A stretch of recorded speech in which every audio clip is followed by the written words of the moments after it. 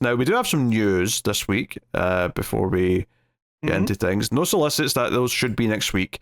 But a couple things to mention. I'm not really going to say much about this. First thing, I'll just mention that DC revealed a bunch of the AAPI Heritage Month variant covers. So there's some Katana, some Red Arrow, things like that.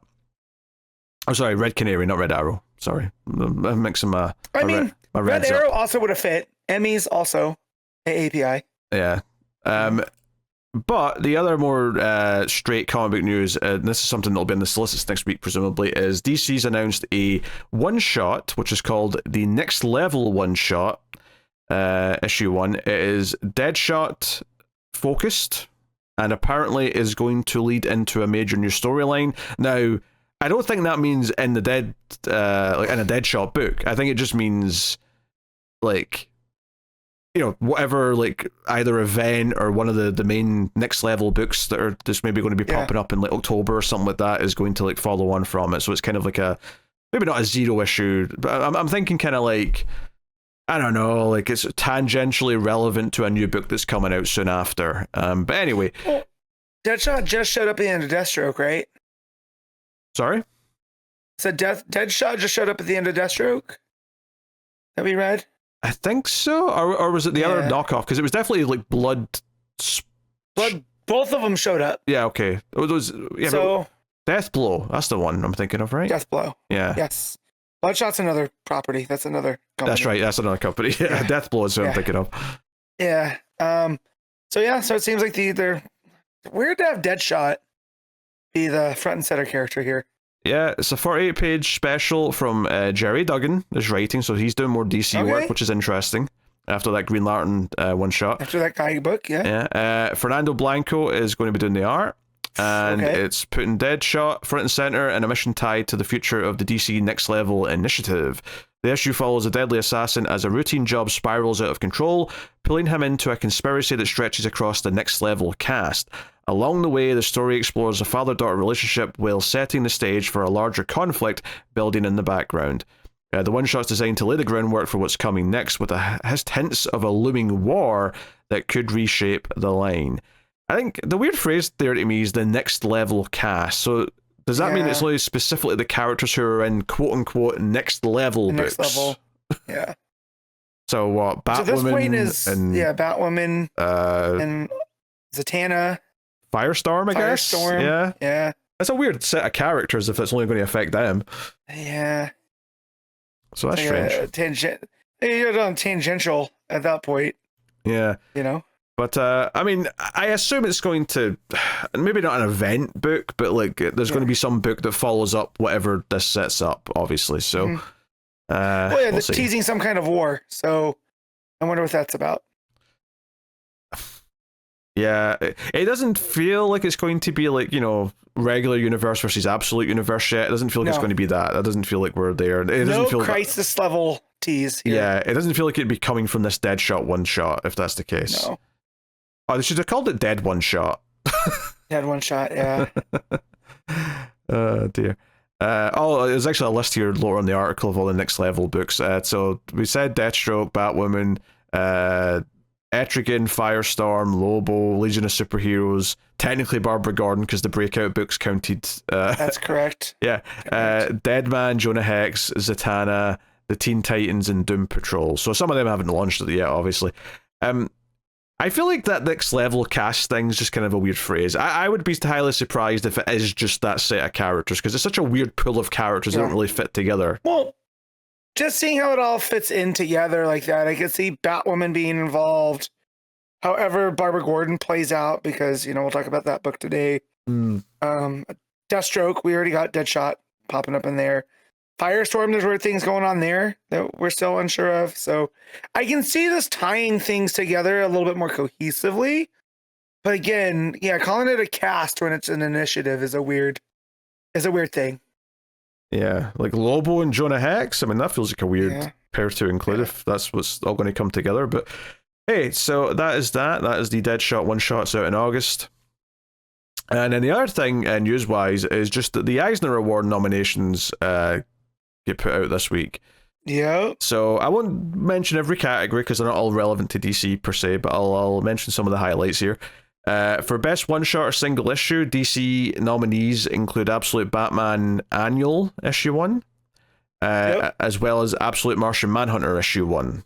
So that's not a one-shot, obviously, but yeah. So, and I think that there's no Marvel here. I think the other ones are all, because it's Assorted Crisis Events, which is also Dennis Camp, Coin Up number 10, Ice Cream Man 43, and Something Is Killing the Children, A Monster Walks Into a Bar Issue 1 are the other nominees for single issues. Best Continuing Series, Absolute Batman's nominated, Absolute Wonder Woman's nominated. And then, there is one Marvel book, Storm's been nominated, along with Image book, The Department of Truth, and the Power Fantasy, also Image, and then FML, which is Dark Horse. That's a Kelly Sue DeConnick book. Limited series, we've got Absolute Martian Manhunter nominated for that.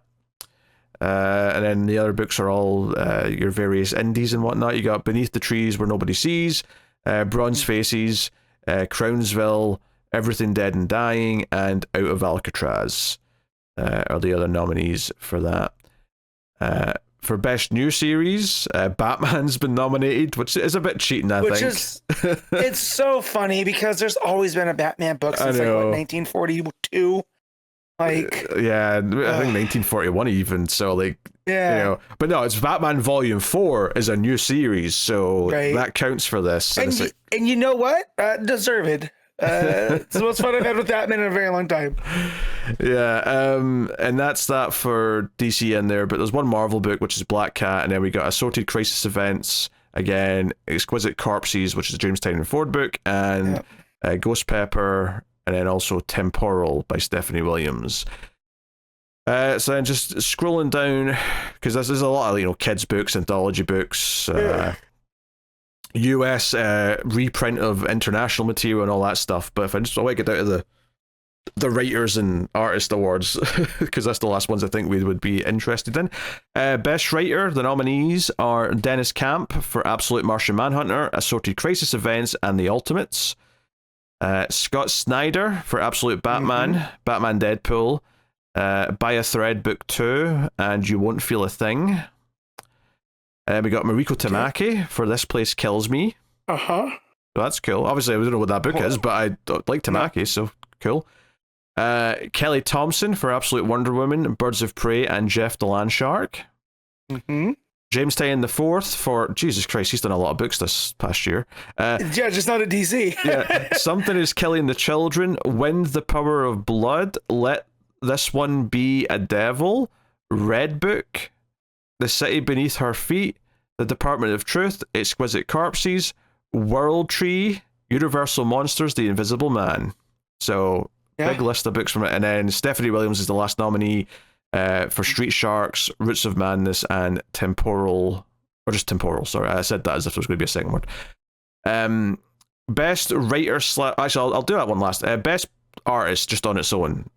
We have Elsa Charretier for The City Beneath Her Feet, Sean Phillips for Giant Sized Criminal, The Knives, a Criminal book, Javier Rodriguez for Absolute Martian Manhunter, Chris Samney for Batman and Robin Year 1, Hayden Sherman for Absolute Wonder Woman and Batman Dark Patterns, and Eric Zavadsky for Assorted Crisis Events. So that's best artist. So a good number of DC related artists in there.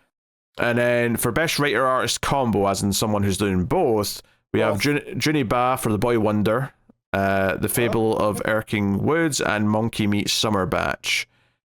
Monkey Meets Summer Batch, what a title. Jamal Campbell for Zatanna.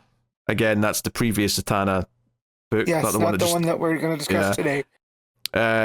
Jesse Lunegran for Drome. Chang Sheng Yan for Yan Volumes 1 to 2. Linnea Stretti for A Garden of Spheres. And Kazumi Yamashita for Land Volume 1. So I'm not surprised that I don't know most of the ones that are doing both, just because for DC and Marvel, it tends to be, a writer and an artist. Sometimes several artists. We don't get that much anymore. Junie Ba was the last time I remember we've covered something where they're doing both. Oh no, I mean, Supergirl is often the same as past series. Yeah, huh? Yeah. Sophie Campbell. That's But not been every issue, but a lot of the issues have been. About of them, yeah, that's true. Yeah. So it's just funny to me that the writer and then with the artist, I feel absolutely vindicated by the absolute Wonder Woman team. Right? Go back and watch our end of the year stuff. I know I was high on both of them. So seeing them pop up on the Eisners makes me feel, again, vindicated. Yeah, no, for sure. Obviously, there's some other stuff here that is somewhat relevant. There's best cover artist, best coloring, best lettering. And there's definitely people who have done DC work in those. But they all have, because these types of jobs tend to do a lot of books. There's a big list of books for every name. So I was gonna say they're not as I don't want to say selective, but they work across the board, and on so many different things. Yeah. So yeah. For example, Jordi Belair, whose name comes up a lot as the colorist on a lot of books, is nominated for Absolute Wonder Woman, Nice House by the Sea, The Exorcism at 1600 Penn, Assorted Crisis Events, The Department of Truth, Exquisite Corpses, World Tree, G.I. Joe, EC Catacomb of Torment, EC Epitaphs from the Abyss. So that's a lot of books right there. So yeah, cool. So there you go. Eisner Awards are nominated. So, and that's it. That is all the news this week.